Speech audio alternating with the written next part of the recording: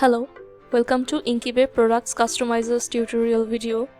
Today I'm going to show you how merchants can offer customers to add Shopify custom template.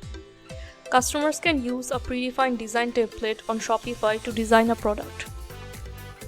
For example, here if you click this Browse Design Idea button, you will see the designs on this pop-up. So you can make this predefined design template a default. That is, whenever customer loads this product, this design will be loaded with this product on Design Lab.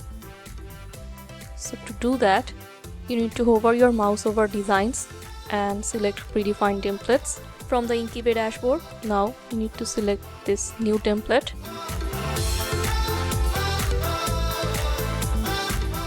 Then you need to select that product, add that design and select this default template option and then save it.